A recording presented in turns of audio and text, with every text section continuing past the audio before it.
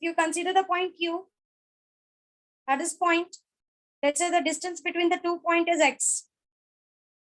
So particle या जो wave है वो P से Q जा रहा है. तो पहले हम Q के बारे में, एट टाइम T आपका जो वेव है वो Q पर है.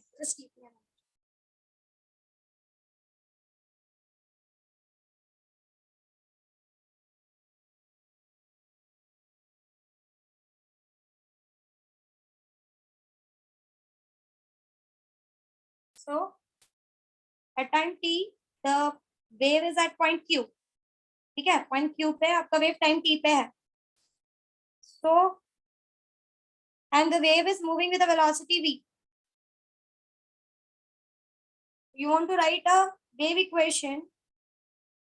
Wave equation is written by y is equals to a sine of omega t. You know that wave can be represented.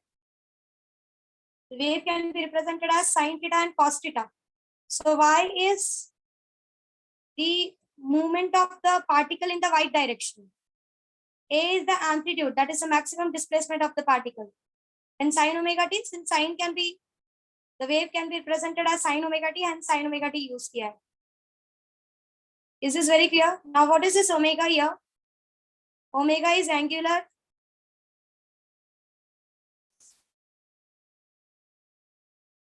speed and t is time. So y is the displacement in y direction.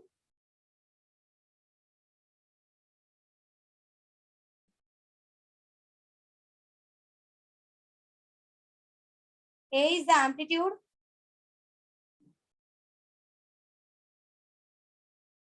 And t is the time at which the wave is at point Q. Is this very clear?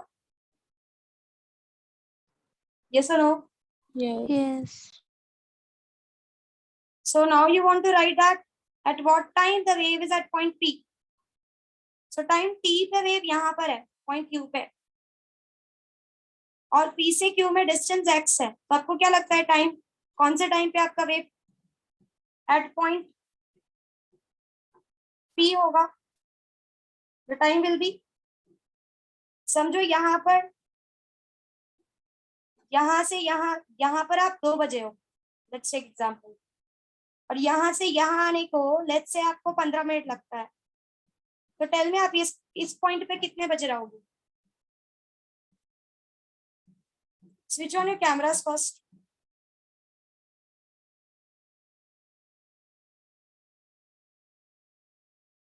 Cameras on करो. Switch on your cameras and seat.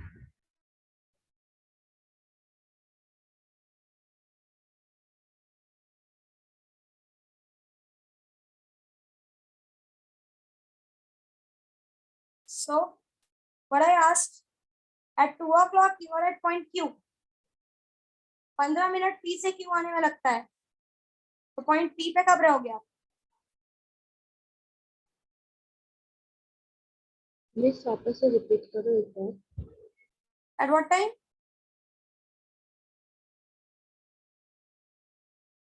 You are at 2 o'clock at point Q. 15 minute लगता है P से Q आने में. So at what time you will be at point P? 1:45. 1:45, right? जो यहाँ का time है उसमें से ये जो आने वाला टाइम है उसको सब्ट्रैक्ट कर दोगे. ठीक है. So at Q you are at time T. अब यहाँ से यहाँ तक का डिस्टेंस x है और स्पीड v है, तो we know speed is equals to distance upon time. तो यहाँ से यहाँ तक आने का time will be x by v. सो जिस टाइम पे आप Q पे हो उसमें से अगर आप ये जो आने वाला टाइम है इसको माइनस कर दो तो आपको ये टाइम मिल जाएगा कि आप कौन से टाइम पे, at what time you are at point P, right? ये x by v कैसे है समझा?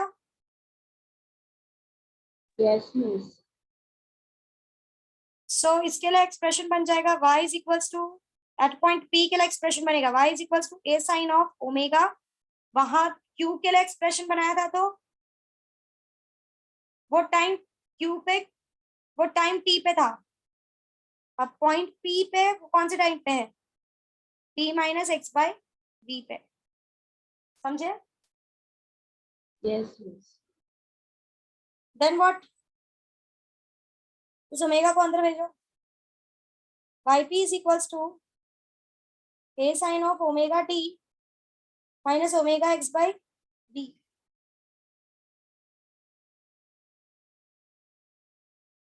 ये जो ओमेगा बाय v होता है, ओमेगा इज एंगुलर स्पीड,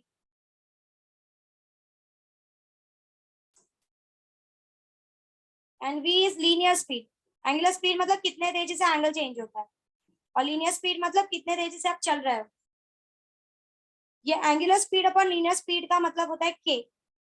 ये दोनों समझो, अगर ऑब्जेक्ट का एंगल चेंज करने का वैल्यू, जो स्पीड है वो कांस्टेंट है, और उसका जो चलने का भी जो स्पीड है वो भी कांस्टेंट है, तो constant upon constant gives you a constant which is represented by k, और इस k को हम बोलते हैं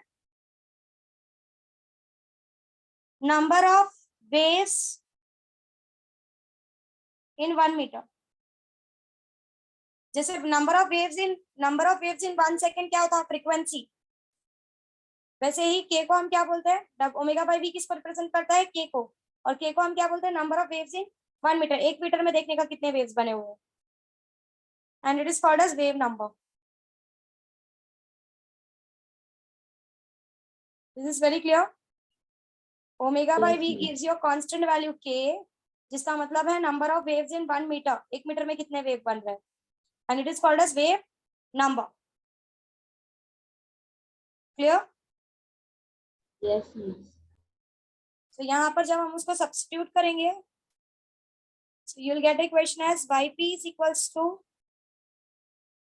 omega t minus x, sorry, yp is equals to a sin of omega t minus x. This is clear? Yes, miss. अब अगर समझो already wave ने कुछ एक एंगल पहले से कवर करके रखा होता, तो वो एंगल भी हमको इसमें इंट्रोड्यूस करना पड़ता। तो आप यहाँ पे लिखते हैं yp is equals to a sin of omega t minus kx plus phi। मतलब phi का मतलब है phi स्पेस कांस्टेंट, मतलब पहले से भी वेव के पास कुछ तो एक वैल्यू थी।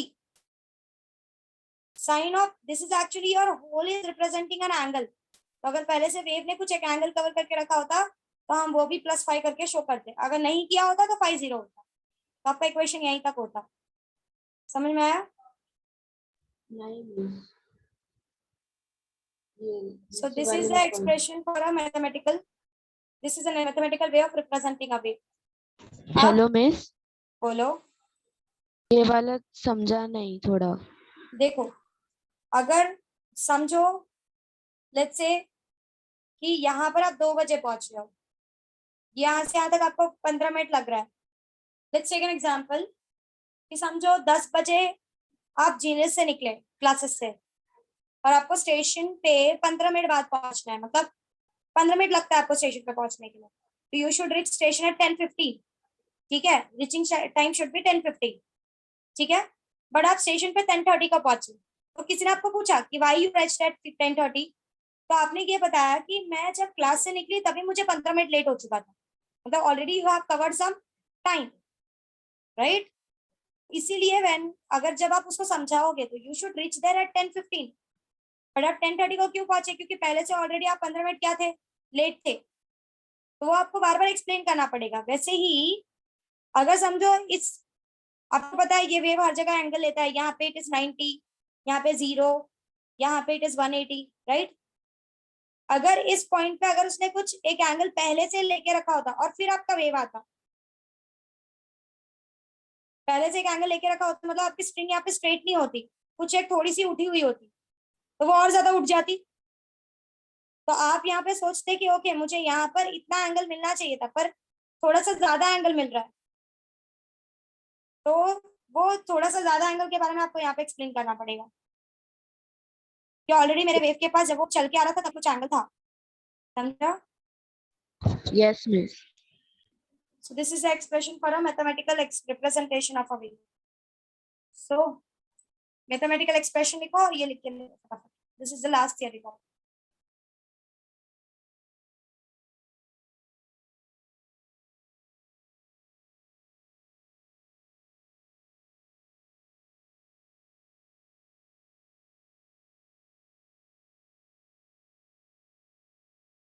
मिस डायग्राम बनाना है. हाँ, सुनो जरा. Amplitude is constant, speed is constant, K एक कांस्टेंट वैल्यू है, कितना लेट हुआ है वो भी स्टार्टिंग से कांस्टेंट है. मतलब आपका ये जो y है वो कौन सी चीजों पे फिर बहुत ज्यादा डिपेंड करता है, वो है टाइम और x. मतलब आप कौन से टाइम पे वेव को देख रहे हो और किस x पोजीशन पे देख रहे हो, ये डिसाइड करता है कि आपका वेव का y का वैल्यू क्या होगा. समझे? क्योंकि बाकी सारी Yes, चीजें miss. कांस्टेंट वैल्यू है. क्लियर हुआ? Yes, miss. ठीक है. So draw this diagram and right it up.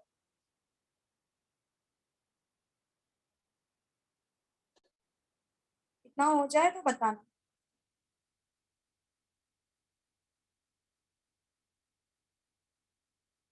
Clear है?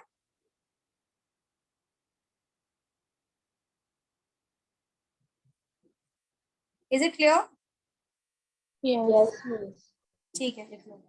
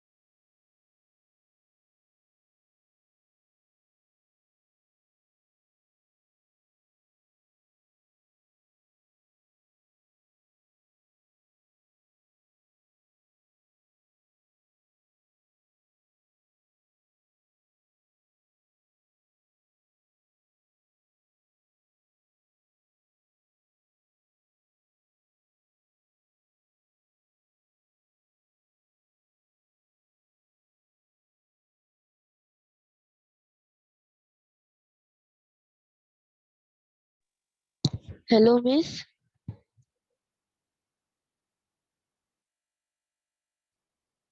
Hello, miss. यस, बोलो. हो गया. हो गया? नहीं मैम, एक मिनट. ओके. डायग्राम हो गया ना? हाँ ठीक है.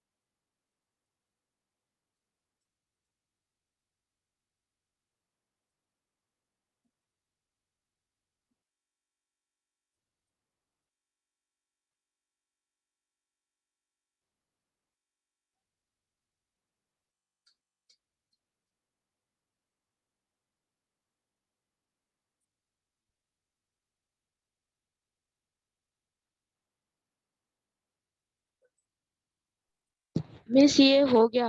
अभी ये वाला यस. वो ऊपर ब्रैकेट में क्या लिखा है वो नहीं लिखे हैं ऊपर. ये पार्ट या ये पार्ट? ऊपर वाला, ऊपर, हाँ, जो आप दिखा रही थी इसके पहले। ये हाँ हाँ, यही। ये मैंने ये एक, टाइम बताया था कि यहाँ से यहाँ हाँ तक आने के लिए कितना टाइम लगता है। हाँ, आपके 1 मिनट एक्सप्लेनेशन के लिए मान लिखना लेते है तो हैं। लिख लो। This is the time required to reach from P to Q.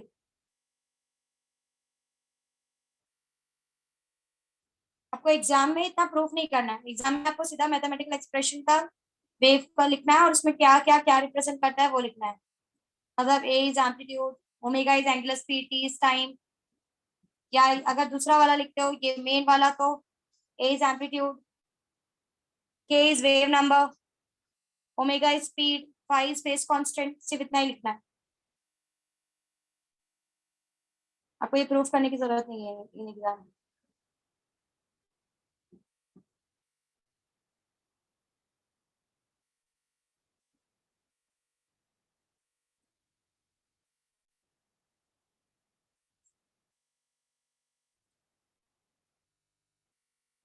Ma'am आपने एकदम लास्ट लाइन क्या लिखा है वो?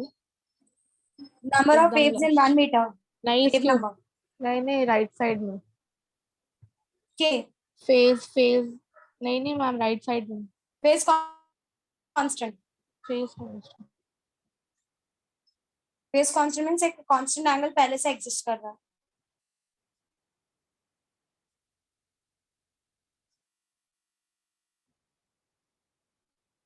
हो गया मिस। डन। ठीक है, अब जरा यहाँ पे एक और चीज देखो। समझो if this is a graph paper, your object is at 5 and you are reaching at 7। तो अगर आपको निकालना है कि दोनों के बीच में कितना डिस्टेंस है तो आप नॉर्मली क्या करते हो, what you do? Subtract. 7 - 5, that is. Yes. But अगर वहीं पे ये 7 यहाँ होता तो आप क्या करते? अब अगर इन दोनों के बीच में डिस्टेंस निकालना है तो क्या करते हैं? सब्सट्रैक्ट ही करते ना miss. 5 - 7, yes. that will be 5 + 7, that will be equal to 12।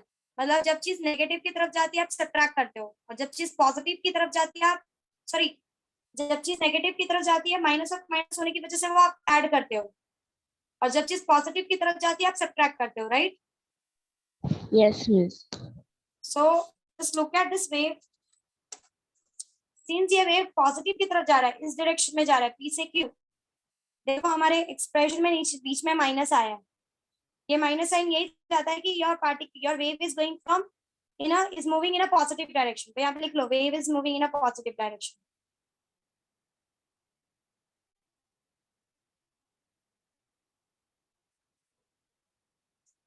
ठीक है, तो वहीं पे अगर आपका वेव का एक्सप्रेशन ऐसा होता, A sine of omega T plus K X plus five, ये प्लस साइन ये बताता है कि माइनस माइनस की वजह से ये प्लस आया है, मतलब wave is moving in which direction? Wave is moving in negative direction. समझा? क्लियर हुआ? Yes miss. सो ये माइनस, अगर ये आपको एमसीक्यू के लिए आता है, आपको ये माइनस देख के पहचानना है कि wave moves in positive direction, और अगर वहां पे प्लस आ गया तो माइनस ऑफ माइनस की वजह से वो प्लस हुआ है, मतलब wave is moving in positive direction. This is very clear? Yes miss. ठीक है, तो लिख लो ये दोनों भी। लिख लिया miss. Sums.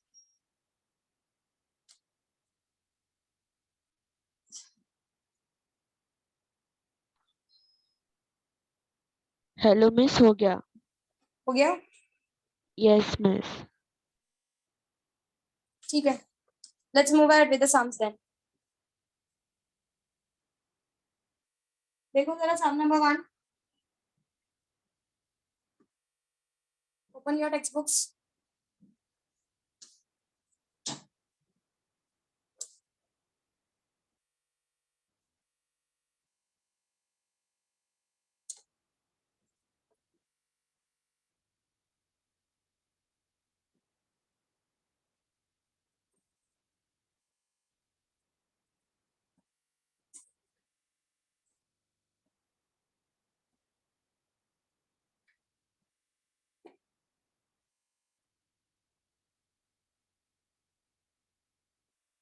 Question number 1 read करो।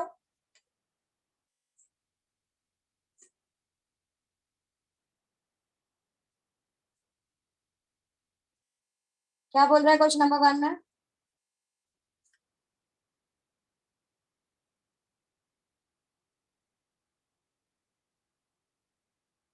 A certain sound wave in the air has a speed of, यही है ना, Yes. 340 मीटर पर second and wavelength is 1.7 metre.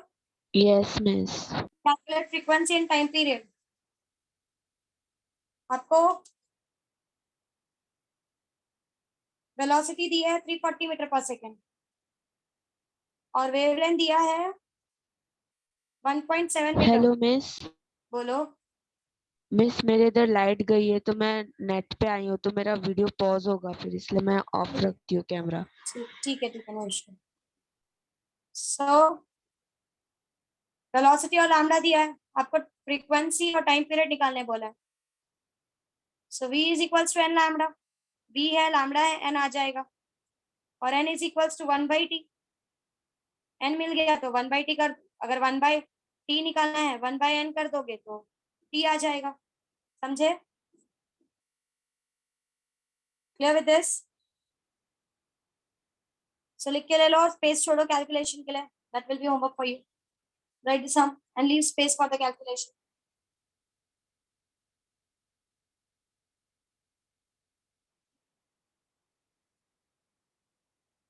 And go for sum number second. Same फंडे पे सम नंबर सेकंड है, बताओ क्या करोगे.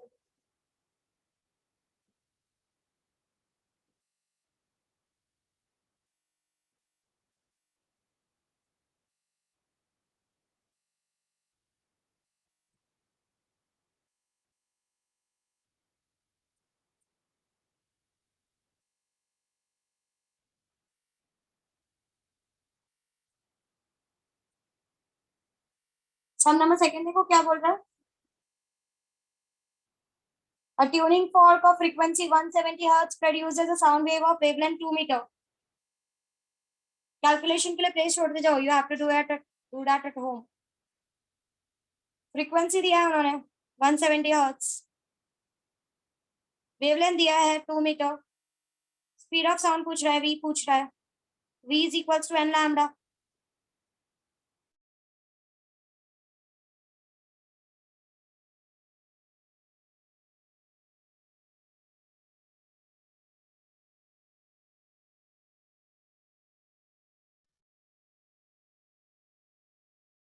डन.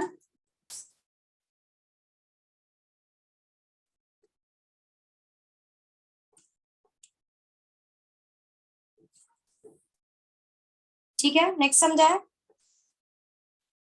Yes. नेक्स्ट सम, ये सम देखो. देखो कौन से सम नंबर है मुझे पता नहीं. Actually I don't have a text book with you. Sound wave A has a period of 0.015 नहीं seconds. Ma'am. An echo sounder in a fishing हाँ, boat. ये सम नंबर 8 है, शायद 8 है. देखो कौन सा सम है. Sound wave A has a period of 0.015 seconds and sound wave B has a period of 0.025 Fifth seconds. वाला है. Fifth वाला है. फिफ्थ सम है, वो सम देखो जरा. वो बोल रहा है साउंड वेव ए के पास टाइम पीरियड है, time period of sound A is 0.015 second और time period B has a sound wave of sound of 0. Time period of 0.025 second. बोल रहा है किसकी फ्रीक्वेंसी ज्यादा है, बताओ.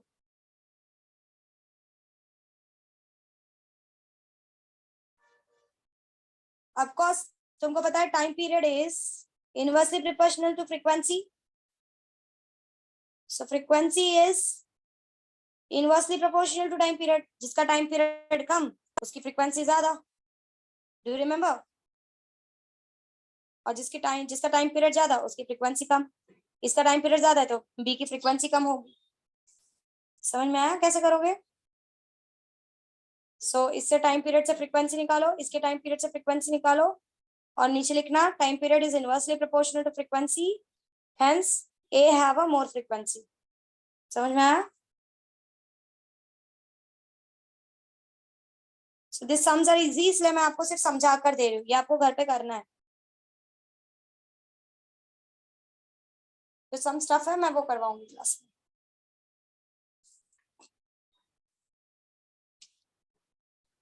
नेक्स्ट सम रीड करो दिव्या। सम नंबर 3 क्या है? An echo sounder in a fishing boat receives an echo from a shoal of fish 0.45 seconds after it was sent. If the speed of the sound in water is 1500 meter per second, how deep is the shoal?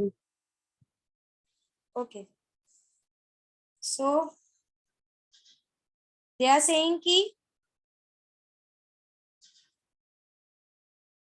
यहाँ से sound भेजा है और वो sound को जाके आने का मतलब एको टाइम इज हाउ मच?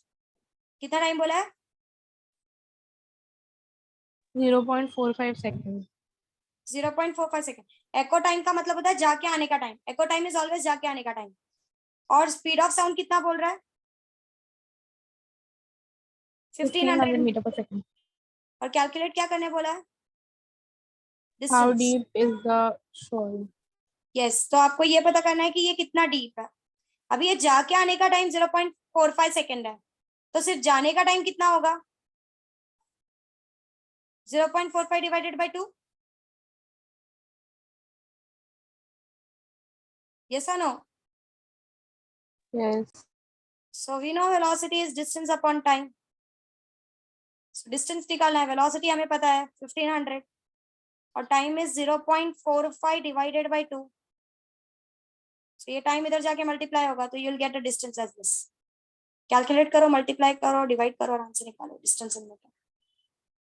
ये divide by 2 क्यों किया समझा सबको?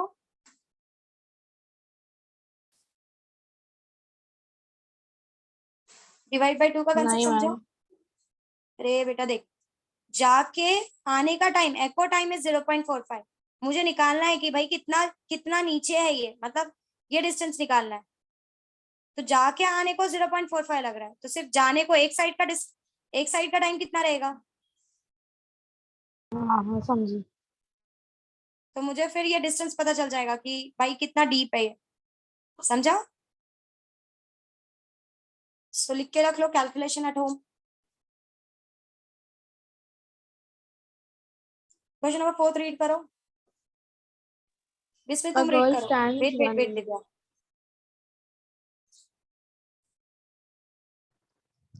A girl stands 170 meters away from a high wall and claps her hands at a steady rate so that each clap coincides with the echo of the one before.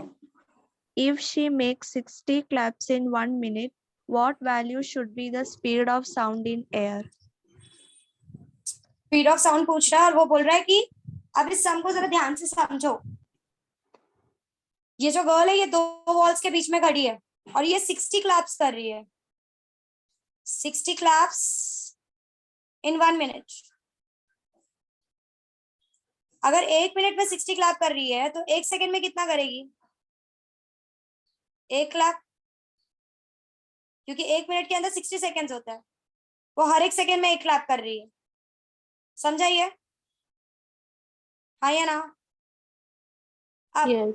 दूसरा condition ये है कि clap जब वो कर रही है, ये ध्यान से समझो कि उसने कुछ कंडीशन रखी है क्लैप करते वक्त, कि जब उसका पहला वाला जो क्लैप है, वो पहले बार उसने क्लैप किया, वो जाएगा टकरा कर रिटर्न आएगा और वो पहले वाले क्लैप का एक को दूसरे वाले क्लैप के साथ मिक्स होगा। समझा? पहला वाला उसने क्लैप किया, क्लैप करने के बाद उसका साउंड गया, वॉल को टकराया, टकरा कर रिटर्न आया और दूसरे वाला जैसे ही वो रिटर्न आके इसके पास पहुंचेगा वैसे ही ये दूसरा क्लैप करेगी। और हर एक क्लैप ये 1 सेकेंड के बाद ही कर रही है। मतलब इसके पहले वाले साउंड को जाके आने को कितना टाइम लग रहा है? 1 सेकेंड का।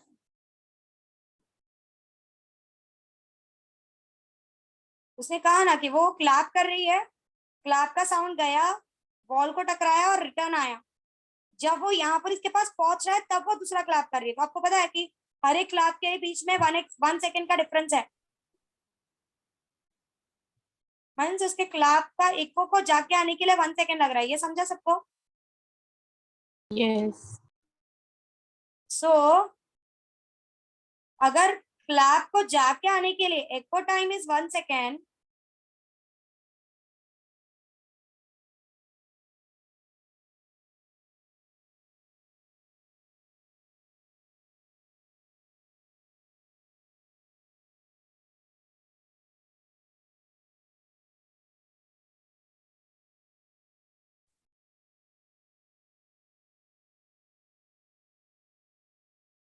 दिव्या समझा?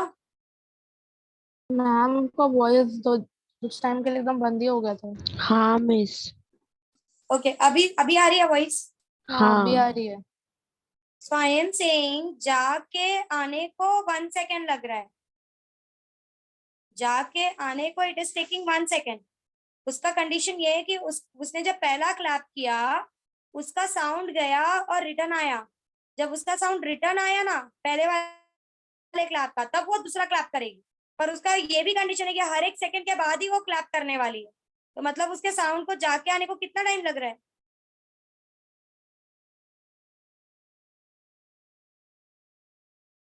Are you understanding this? Yes. तो उसके क्लैप को जाके आने को 1 सेकंड का टाइम लग रहा है। मतलब उसने क्लैप किया, क्लैप करने के बाद वो साउंड गया, रिटर्न आया। जब वो साउंड रिटर्न आया तब उसने दूसरा क्लैप किया। और मेरा ये कंडीशन है कि भाई हर क्लैप 1 सेकंड के बाद ही होना चाहिए।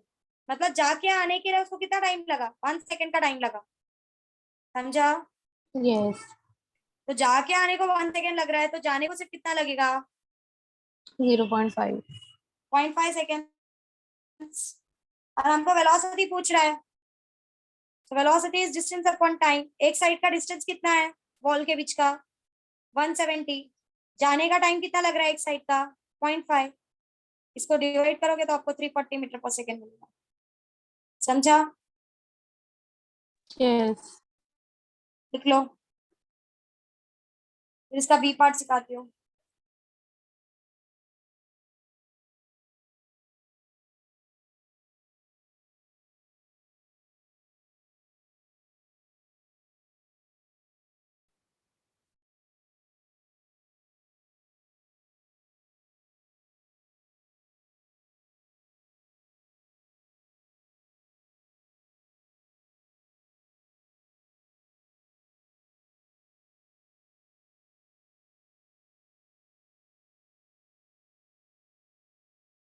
ठीक है, अभी जितने भी सम्स होंगे that will be done by me.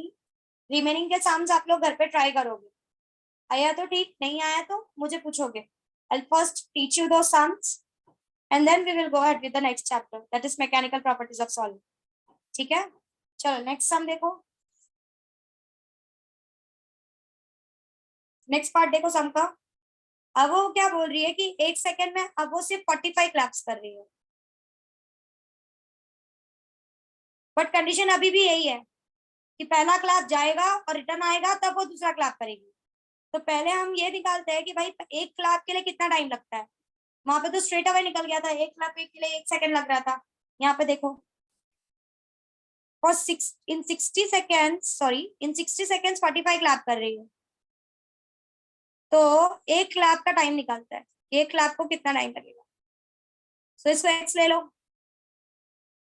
So 1 into 60 is equals to 45 into x.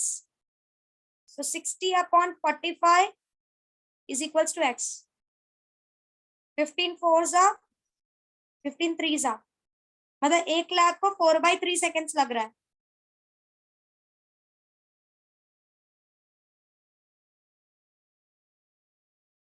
For one clap, it is taking 4/3 second, right? Yes. So वापस से अब उसको पूछा गया भाई तेरा कंडीशन फुलफिल होना चाहिए। फुलफिल होना चाहिए मतलब पहला क्लैप करेगी, जाएगा, रिटर्न आएगा, फिर दूसरे क्लैप से कोइंसाइड करना चाहिए। बट अब यहाँ पर सारे कंडीशन सेम रख के काम नहीं चलेगा। क्यों? क्योंकि उसने क्लैप कितना कर दिया? 45 क्लैप्स।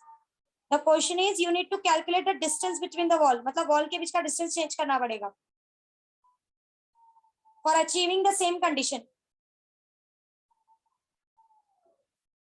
सेम कंडीशन अचीव करने के लिए कि मेरा क्लैप जाए, टकराए और वापस मुझे आकर मेरे सेकंड क्लैप को मिले, इस कंडीशन को फुलफिल करने के लिए I need to change the distance of the wall. सो यहाँ पर वो लड़की है, उसने क्लैप किया, क्लैप को जाकर आने को अब कितना टाइम लग रहा है? 4/3 सेकेंड्स। तो जाके आने को 4/3 लग रहा है। We know velocity is distance upon time. तो अगर जाके आने को मतलब जाके आना मतलब 2 टाइम डिस्टेंस कवर करना, जाना और आना। तो अगर मैं इसको इस टाइम को आधा ना करके मैं ऐसा बोलूं कि ये पूरा टाइम जाके आने का और डिस्टेंस इज 2d। पहले वाले में हमने क्या किया था, जो टाइम था उसको हाफ से डिवाइड कर दिया था और सिर्फ एक साइड का डिस्टेंस लिया था। यहाँ पे मैं टाइम को हाफ से डिवाइड ही नहीं कर रही हूँ, मैं क्या बोल रही हूँ, टाइम पूरा ही लेते हैं और बोल देते हैं कि ये टाइम में वो जा रहा है और आ रहा है, 2 टाइम डिस्टेंस कवर कर रहा है। Is is clear what I said? Divya समझा? यस। नहीं मैम। साक्षी क्लियर हुआ? हाँ मिस। सो वेलोसिटी तो हम ऊपर से निकाल चुके हैं, डिस्टेंस हमें पता नहीं है, हमको वॉल का नया डिस्टेंस लेना पड़ेगा। टाइम हमको पता चल गया है भाई, जाके आने को उसको 2d का डिस्टेंस कवर करने का उसको 4/3 लगता है। तो 3 फीट 40 इंटू, अगर ये 4/3 यहाँ जाएगा तो ये मल्टीप्लाई हो जाएगा। सी अगर ये यहीं पर उल्टा होता ना, मल्टीप्लाई होता इसी जगह पे, तो ये 3/4 होता, और ये पूरा का पूरा उठ के ये साइड जा रहा है, इसलिए 4/3 ही गया है। 340 इंटू 4 डिवाइडेड बाई 3, और ये 2 को भी नीचे ले आता है, इज इक्वल्स टू d। आपको डिस्टेंस बिटवीन द 2 वॉल्स कितना रखना है वो मिल जाएगा, समझे? लिख के ले लो।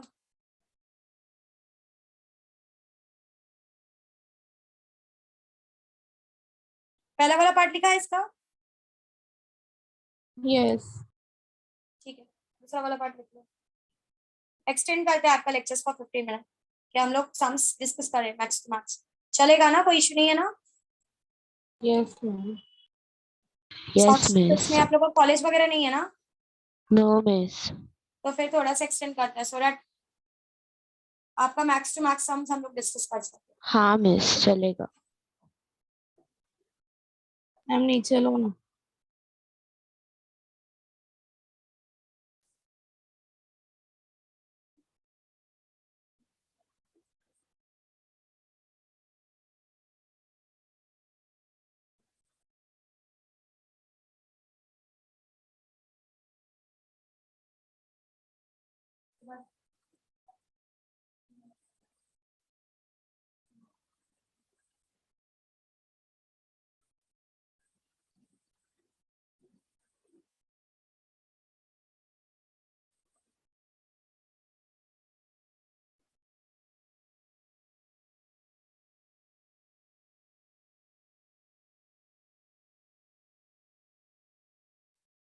मैम नीचे लो। और मैम इसको कुछ करना नहीं है, 340 इंटू 4 को सब सिंप्लीफाई नहीं आपको करना सॉल्व है। करना है, सॉल्व करना है। 340 into 4 divide by 3 into 2, solve करो और डिस्टेंस निकालो। प्लेस छोड़ो, वो कैलकुलेशन घर पे कर लो। फिलहाल हम लोग सम्स सब डिस्कस कर लेंगे, कैलकुलेशन आप लोग घर पे कर सकते हो।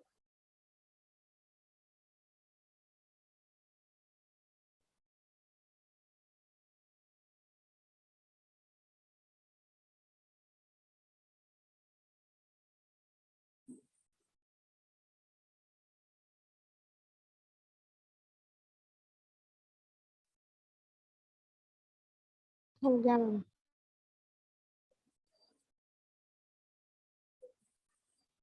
हो गया सबका सम, समझा सबको? हाँ। चलो नेक्स्ट सम करते हैं। नेक्स्ट सम रीड करो इसमें।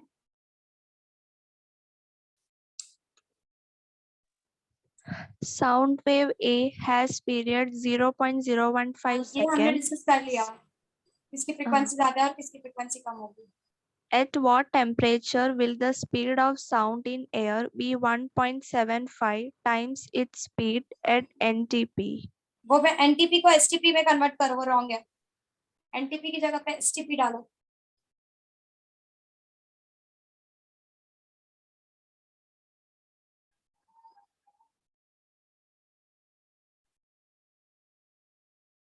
क्वेश्चन क्या बोल रहा है देखो, वो बोल रहा है ऐसा कौन सा टेम्परेचर होगा जिस टेम्परेचर पे आपका एयर का स्पीड 1.5 टाइम्स हो जाएगा एयर का स्पीड एट एसटीपी। एसटीपी का मतलब होता है standard temperature pressure. Standard temperature is your 273 kelvin. 273 kelvin मतलब 0 डिग्री सेल्सियस, इसको स्टैंडर्ड टेम्परेचर बोलते हैं। समझ में आया? वो बोल रहा है कि आपको आपके साउंड का speed 1.5 time speed at STP करना है, और temperature at STP temperature at STP 273 kelvin. तो हमको वो टेम्परेचर निकालना है जिसपे ये कंडीशन फुलफिल हो। सो हमें पता है speed is equals to under root of gamma RT by m. So speed of air is equals to gamma RT of air by m, mass of air, and speed at STP is equals to gamma RT temperature at STP upon mass of air. Equation number 1, equation number 2. Divide this 2. Speed of air upon speed at STP. अगर आप ये दोनों को divide करोगे तो gamma r got cancelled, mass of air got cancelled. तो आपको क्या बचेगा? ऊपर T of air, that is temperature of air, और नीचे temperature at STP. राइट? समझा? मैम वो m ऑफ एयर एक और नीचे h ऑफ एयर कुछ लिखा है ना आपने, तो m cancel of air, m of air, mass of air. और नीचे h ऑफ एयर भी है, तो वो दोनों नहीं, कैंसिल कर सकते हो। दोनों mass of m air भी है, है। ये m ही है, ये हमने प्रूफ किया है, पीछे ये फॉर्मूला है आपका। सो v ऑफ एयर क्या क्या बोल रहा है वो 1 पॉइंट कितना चाहिए? 1.5 टाइम्स ऑफ एचटीपी चाहिए ना, 1.75 टाइम्स। तो 75 ले लो। 1.75 types of velocity at STP चाहिए, और ये वीएसटीपी नीचे है, ये कैंसिल हो गया। टेम्परेचर ऑफ एयर निकालना है हमको। टेम्परेचर एट एसटीपी हमको पता है 273 होता है। So 1.75 is equals to under root of temperature of air upon 273 taking square, तो ये 1.75 द होल स्क्वायर हो जाएगा, यहाँ का रूट हट जाएगा, और ये 273 यहाँ चला जाएगा, तो इज इक्वल्स टू टेम्परेचर। समझा ये? यस। लिख के ले लो, फिर आपको मिल जाएगा कि कौन से टेम्परेचर पे आपका speed of sound at speed of air 1.7 times of 75 times of STP होगा। लिख लो।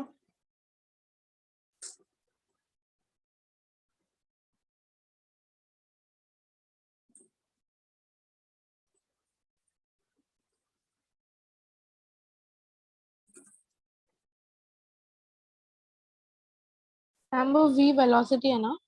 हाँ,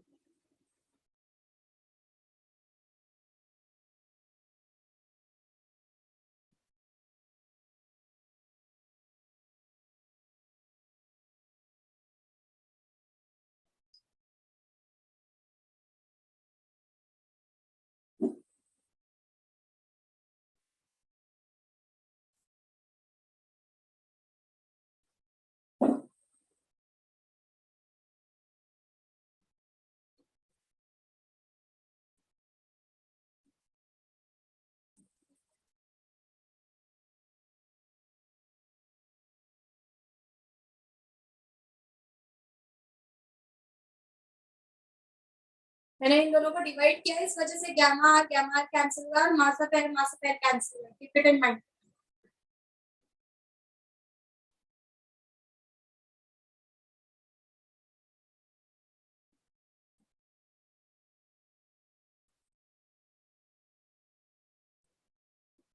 नीचे लो ना।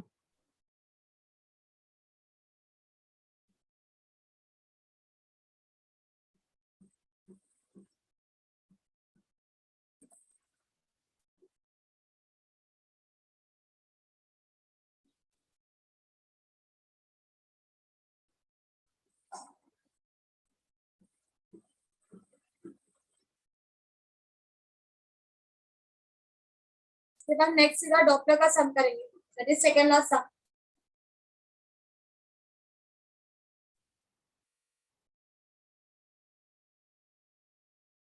हो गया ma'am. Done. Go yes. To the second last sum. उसके बीच के सारे सम्स आज के होमवर्क हैं, ट्राई करो। आया वेल एंड गुड, नहीं आया तो you can ask me, no issue. Mostly similar type है, पीछे से आपको फॉर्मूलाज यूज करना है, दैट्स ऑल। जैसे एक गर्ल वाला सम था, वो दो वॉल्स के बीच में खड़ी थी, वैसे एक सम है, देखो, there is a man which is standing between two cliffs, दिख रहा है सम? Yes. तो वो उसमें वो बोल रहा है कि बॉय बीच में खड़ा है, एक साइड से 5 सेकंड लग रहा है, दूसरे साइड से 3 सेकंड लग रहा है एको साउंड को। तो एक साइड से 5 लग रहा है, दूसरे साइड से 3 लग रहा है, तो उस बॉय को मिडल में खड़ा ना करके साइड में खड़ा कर दो, तो टोटल टाइम कितना लगेगा फिर जाके आने को?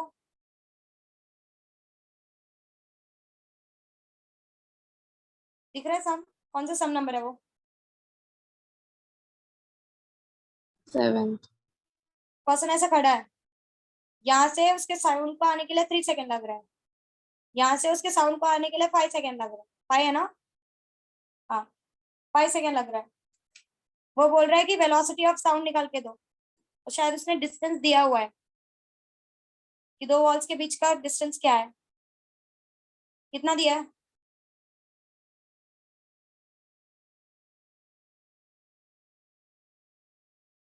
1360 meter. 1360 मीटर। सो ये बीच, Meter. यहाँ से जाके आने को साउंड 5 सेकंड है, यहाँ से जाके आने को साउंड 3 सेकंड है, तो क्या करने का? इसको बोलेगा तो मिडिल में खड़े होकर मत गन फायर कर, साइड में खड़े होकर कर। तो यहाँ से 5 सेकंड लग रहा है, यहाँ से 3 सेकंड, अभी एक साइड में खड़ा हो गया, तो पूरा जाकर आने को कितना लगेगा? 5 सेकंड प्लस 3 सेकंड, मतलब total time it will required is 8 second. समझा ये? Yes. सो ये जाके आने का टाइम है, सिर्फ जाने का टाइम कितना होगा? टाइम फॉर वन डायरेक्शन, बोलो।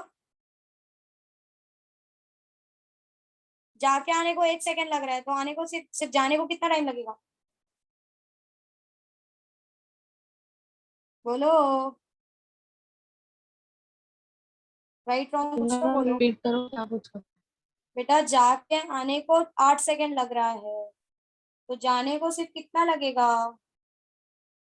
4. Yes, so time for one direction is 4 second. आपको डिस्टेंस पता है उसके बीच का, आपको स्पीड निकालना है। Velocity is distance upon time, distance is 1360 divide by 4, 340 metre पर सेकेंड आएगा। समझा? Yes. लिख लो। उसके बाद directly we will go with the doctor. Ma'am बहुत ज्यादा जूम है आपका कैमरा. क्या हुआ? बहुत ज्यादा जूम है आपका कैमरा. थोड़ा नॉर्मल करो ना. अब ठीक हाँ. है? हाँ.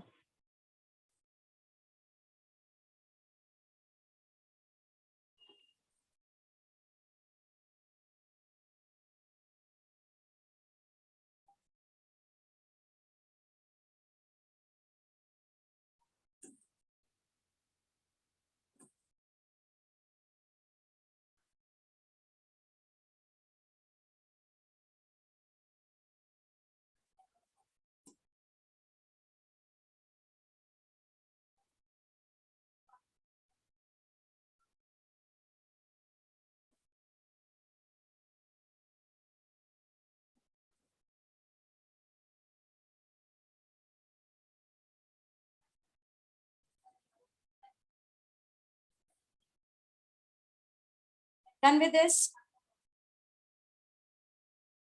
No.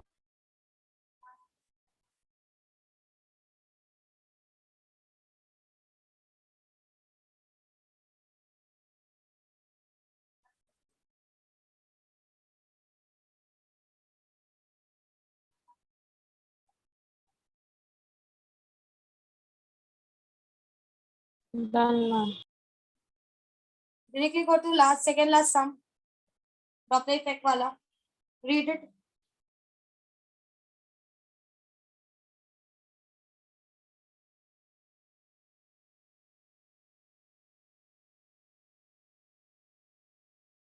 क्या बोल रहा है?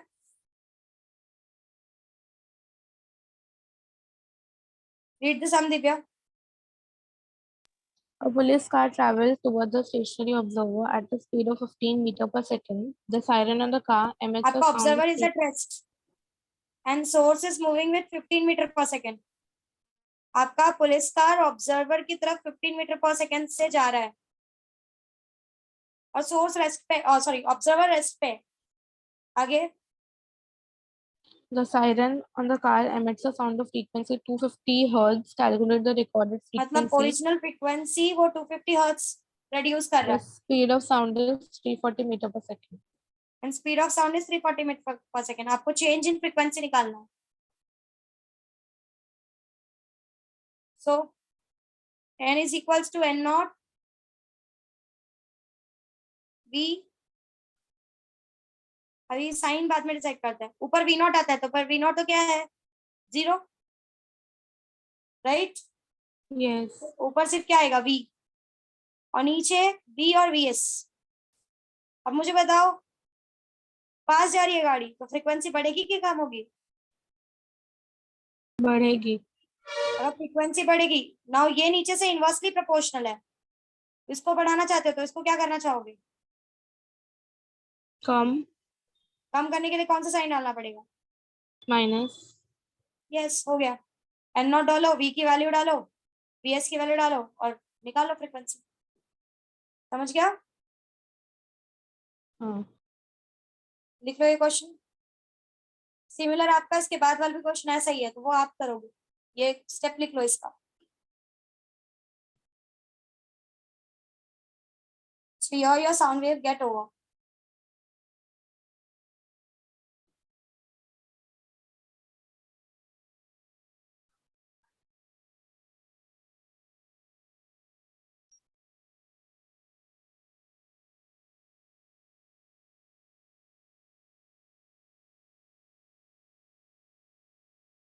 हो गया ma'am. Done, Vismi? Sakshi? Yes, miss. Okay, so we will stop here. There is a homework for you. All the sums for 3 times.